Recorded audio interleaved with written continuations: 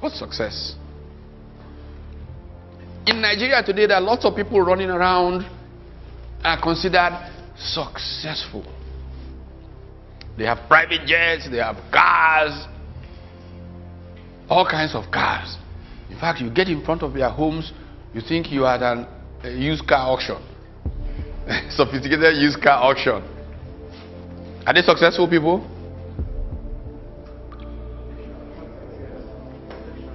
Contextually. Okay, let's have that context. An entrepreneur that I greatly admire, Japanese entrepreneur, he and a friend of his were discharged from the Japanese Navy at the end of World War II as 25-year-olds.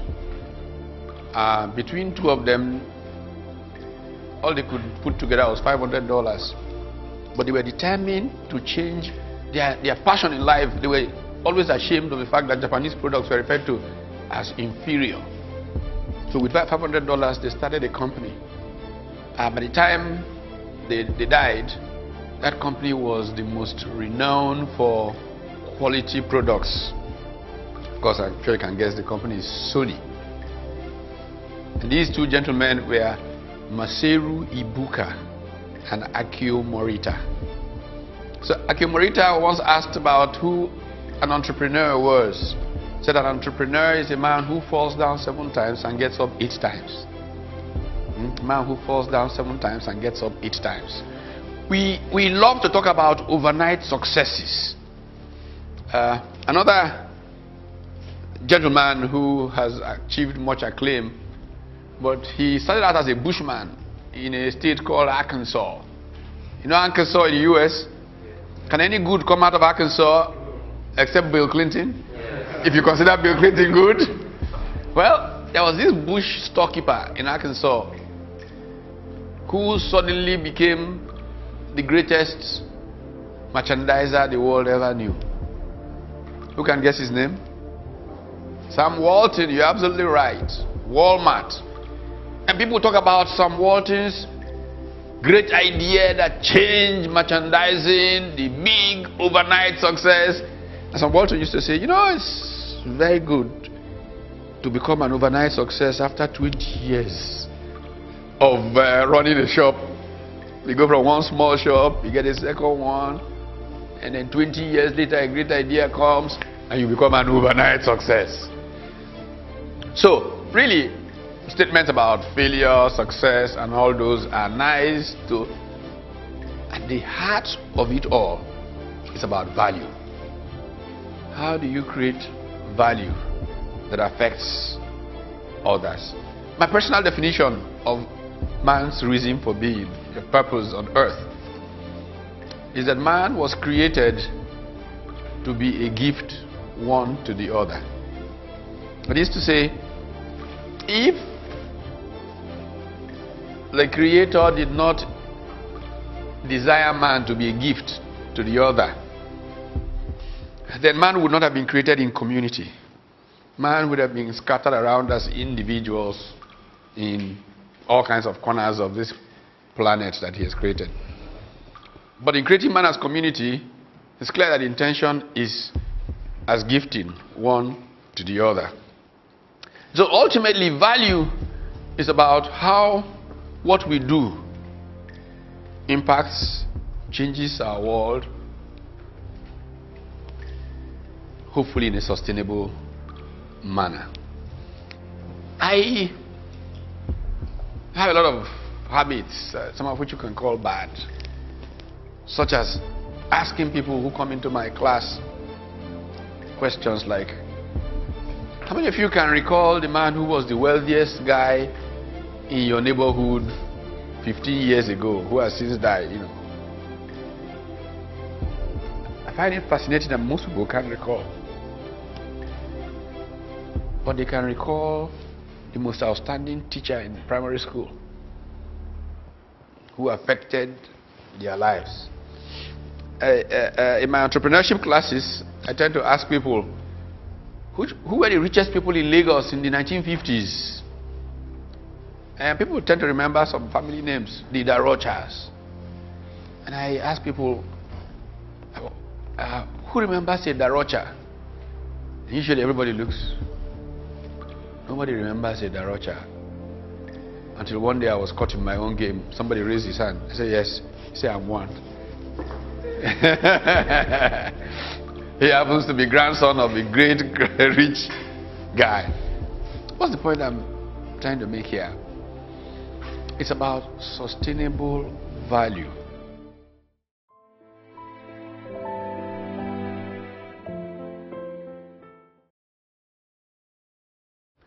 The truth of the matter is that if you can create value, impact people's lives, if you are excited by numbers in your bank account, it is not likely that the numbers in your bank account will be very low. But at the heart of it all is the value that you create. And what enables you often to create value that is sustainable are the values you hold. Values shape human progress.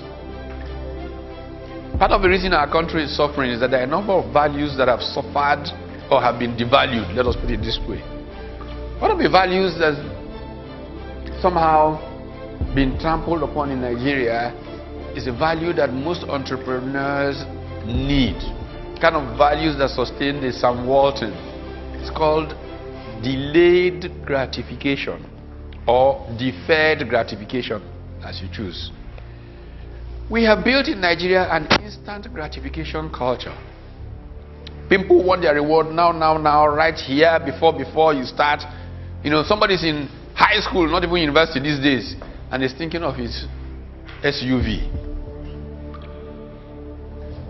So his whole purpose is consumed by that SUV.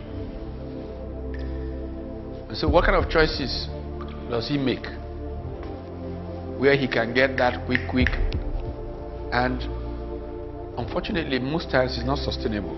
The thing that allows you that quick kill may be what sends you down the track or sets you up for subsequent. I was giving a talk at the Michael Okpara University of Agriculture in Umudike about 2 years ago. The Vice Chancellor was chair of the occasion, and after I finished my remarks, he said, you know, just to make a point about what you're saying, that last year our best graduating student, you know, we thought, you know, we should retain him, give him an opportunity to become a successful academic, junior fellow, blah blah blah. When we offered him a position, he kind of looked at us and like laughed.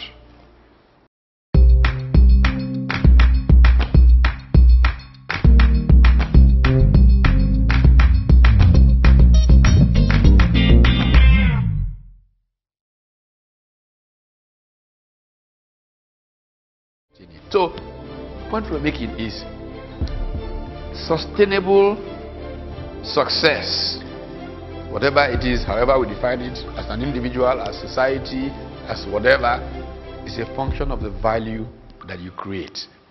And what is value? You know, in human behavior,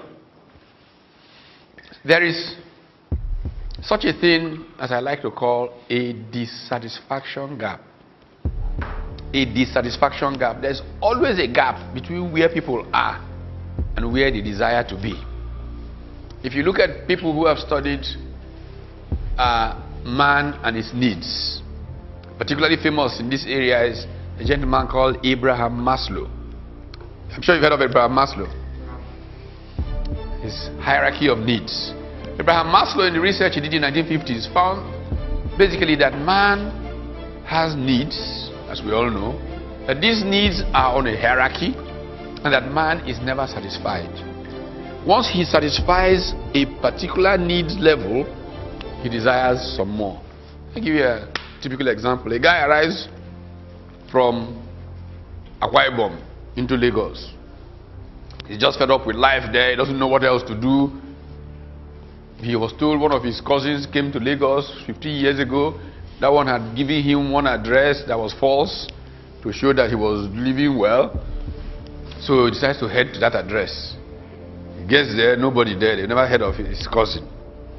So he ends up under the bridge. And he's hustling, doing all kinds of things from under the bridge. You run into that guy, you say, what do you want most in life? You say, hey, if I could only share one room with 5 people in Ajegunle, what progress, how happy I would be. You say, oh, that's what you want? He said, okay, we'll do you better than that. We'll give you one room to you alone in Ajegunle. Oh, the guy celebrates, he's full of. 2 years later, meet that guy. Say, look at me in Ajegunle here. Those people living in Surulere, is something wrong with do they have 2 heads? You say, hey, is that okay? We'll give you a flat in Surulere. That same guy will start asking, wait a minute. Those Lekki guys, those Ikoyi guys, is it not the same God that created me, that created them? The point to make here is that man's needs are never satisfied. We have needs and we desire to keep moving up on to satisfy one.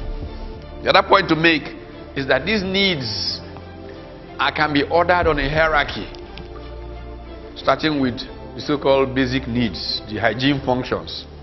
You need a roof over your head, you need food, you need clothing. At a certain level, you begin to get more sophisticated at the senior levels of management. You want to pay this director who already earns $1.5 million a year. And that's what many of the bank executives pay themselves. Something like that. Man already earns that kind of money. You want to increase his salary, it's meaningless. What is he doing with more money? It doesn't really. After all, the bank pays for everything he does. When he breathes, the bank pays. He coughs, the bank pays. So the salary, no. He says, no, I don't want more money. What I want is 6 weeks vacation in Acapulco. So that is in the nature of man. If one understands this nature of man, then one must see that if one helps man bridge the gap, one is adding value to that person's life. And so the whole business of entrepreneurship is really a business of traveling north on this vector of value creation.